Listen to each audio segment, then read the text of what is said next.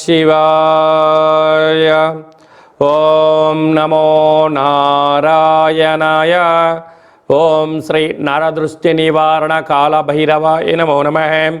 ఓం దాశరథాయ విద్మహే సీతావల్లభాయ ధీమహి తన్నో శ్రీరామచంద్ర ప్రచోదయాతు.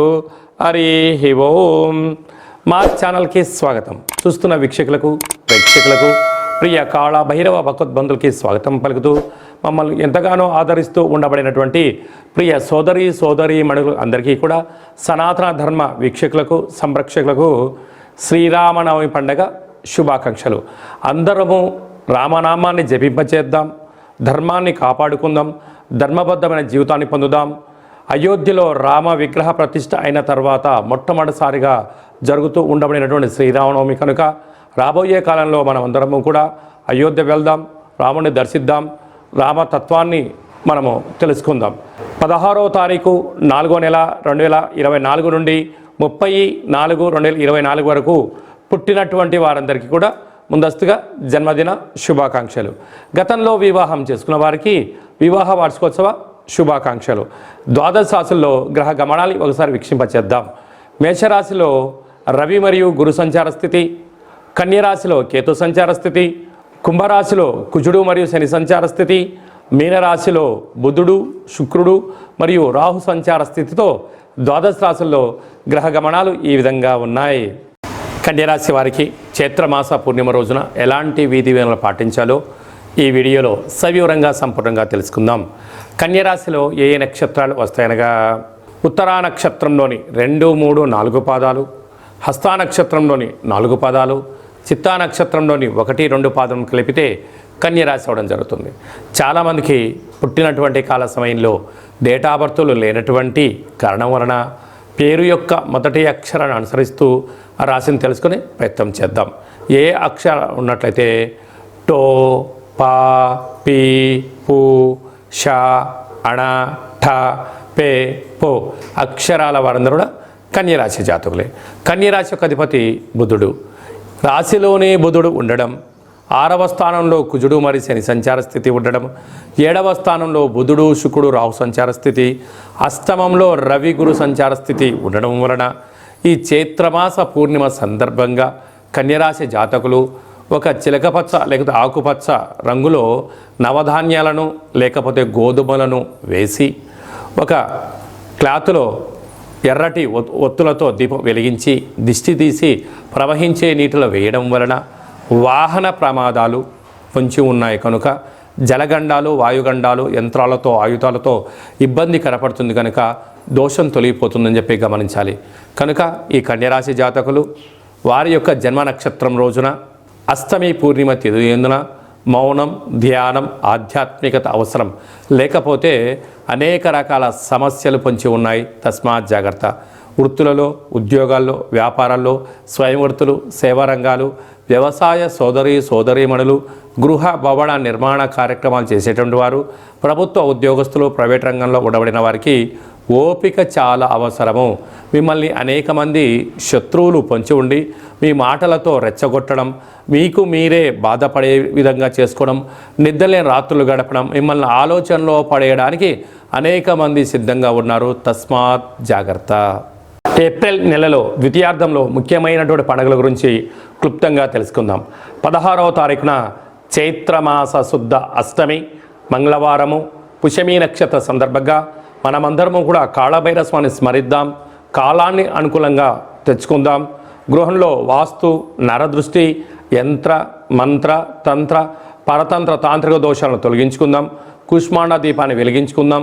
విద్యాకర్షణ, వ్యాపారాకర్షణ, జ్ఞానాకర్షణ తెలుసుకుందాం. అలాగనే కాళభైరవ స్వామి యొక్క స్మరణ చేయడం వలన అష్ట కష్టాలు తొలగిపోయి అష్టైశ్వర్యాన్ని కలుగుతుందని గమనించాలి. మీకు ఇంట్లో చేసుకోవడానికి కుదరకపోతే ఈ కింద మనం సంప్రదించినట్లయితే మన యొక్క దేవాలయంలో కాళభైరవ స్వామి యొక్క పూజా కార్యక్రమాలని మీకు ప్రత్యక్ష ప్రసారంగా కూడా చూపించడం జరుగుతుంది. కనుక మీరు పూజా కార్యక్రమంలో పాల్గొనాలి అన్నట్లయితే మీకు గోత్రనామాల్ని వాట్సాప్ చేయగలరు. అలాగనే మనకు 17వ తారీఖున శ్రీరామనవమి కనుక మనమందరము కూడా శ్రీరామస్వామి వారి యొక్క కళ్యాణంలో పాల్గొందాం. అక్షంతల్ని, తలంబ్రాలని మనం తలపైన వేసుకుందాం. అష్ట కష్టాలని తొలగింప చేసుకుందాం. 23వ తారీఖున చైత్రమాస శుద్ధ పూర్ణిమ చిత్తా నక్షత్ర సందర్భంగా మన తెలంగాణ రాష్ట్రంలో ఉండబడినటువంటి మినీ అమర్నాథ్ యాత్ర అని చెప్పుకోబోతున్నటువంటి మనకు సలైశ్వర క్షేత్రాన్ని దర్శిద్దాం, స్నానం చేద్దాం, గ్రహ దోషాలను తొలగించుకుందాం, ఆధ్యాత్మిక యాత్ర చేద్దాం, స్వామివారి ఆశీస్సులు పొందుదాం. ఇంకనూ ఈ ఏప్రిల్ నెలలో ద్వితీయార్థంలో ఇంకనూ విజయం సాధించగలగాలి అన్నట్లయితే ఈ యొక్క పాత్ర కంచు పాత్ర అంటారు. అంటే మనకు రాసులు 12 ఎలా ఉంటాయో, లగ్నాలు 12 ఎలా ఉంటాయో 12 రాసులు ఇందులో అచ్చు వేయడం జరుగుతుంది. ఈ యొక్క పాత్ర కంచు పాత్ర అవ్వడం వలన ఇంట్లో ఉదయము సాయంత్రము పూజ చేసిన తర్వాత శబ్ద తరంగాలను సృష్టించడం వలన అద్భుతమైనటువంటి ఆకర్షణ కలుగుతుందని చెప్పి గమనించాలి. ఒకసారి చూద్దాం.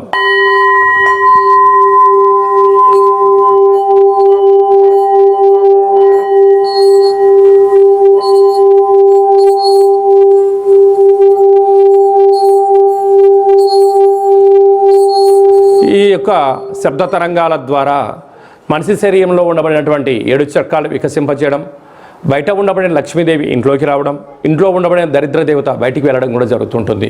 విద్య, ఉద్యోగ, వ్యాపార సకల జన ఆకర్షణ కలిగి మనం ఏదైతే అనుకుంటామో అది విజయం సాధించడం జరుగుతుంది.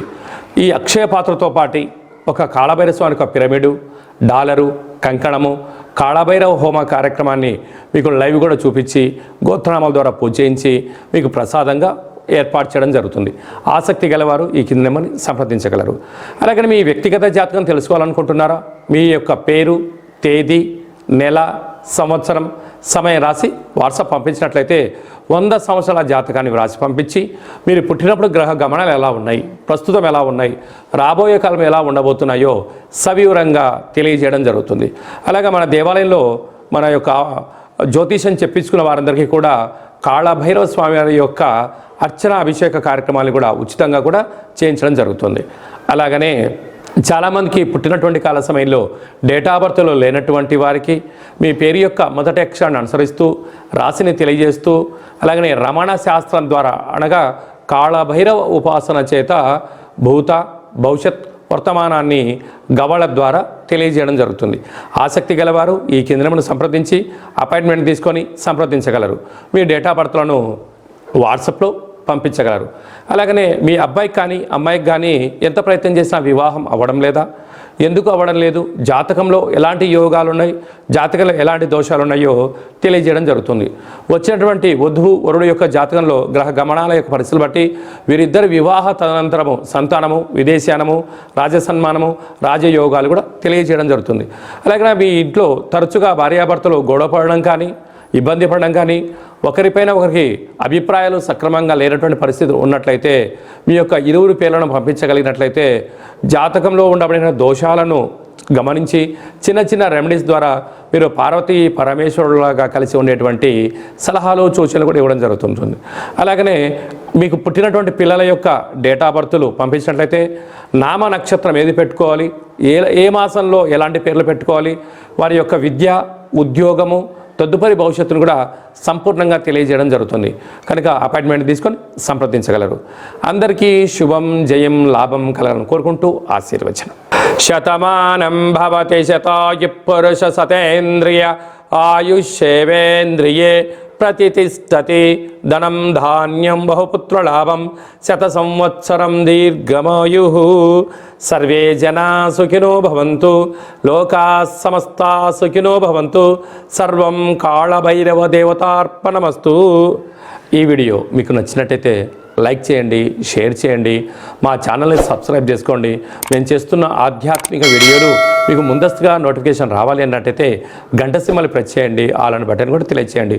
మీరు ఎవరి క్షేమాన్ని అయితే కోరుకుంటున్నారో లేక మీ క్షేమాన్ని ఎవరైతే కోరుకుంటున్నారో వారందరికీ ఈ వీడియోను ఫార్వర్డ్ చేసి భగవంతుడి యొక్క ఆశీస్సులు పొందగలరు.